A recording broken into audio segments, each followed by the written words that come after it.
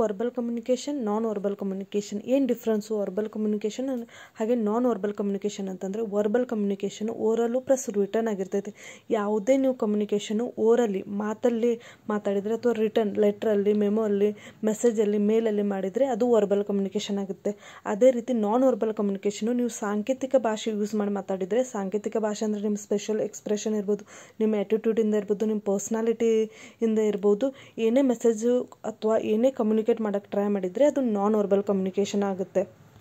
Verbal communication example ಅಂತಂದರೆ, ನೀವು ಯಾವುದೇ ಲೆಟ್ರ್ ಬರಿಬೋದು, ಮೆಸೇಜ್ ಬರಿಬೋದು, ಅಥವಾ ನೀವು ಯಾರಿಗಾದರೂ ಮೇಲ್ ಹಾಕ್ಬೋದು, ಅದು ವರ್ಬಲ್ ಕಮ್ಯುನಿಕೇಷನ್. ಆದರೆ non verbal communication traffic signals, traffic science, traffic lights ಇವೆಲ್ಲ ನಾನ್ ವರ್ಬಲ್ ಕಮ್ಯುನಿಕೇಷನ್ ಆಗಿರುತ್ತೆ. ಅಲ್ಲಿ ಯಾವುದೇ ರೀತಿ ವರ್ಡಿಂಗ್ಸ್ ಇರೋದಿಲ್ಲ, ಜಸ್ಟ್ ನಿಮಗೆ ಡೈರೆಕ್ಷನ್ ಇರ್ತೈತೆ, ಅಥವಾ red light, green light, yellow light mention ಮಾಡಿರ್ತಾರೆ, ಅದು ನಾನ್ ವರ್ಬಲ್ ಕಮ್ಯುನಿಕೇಷನ್ ಆಗುತ್ತೆ.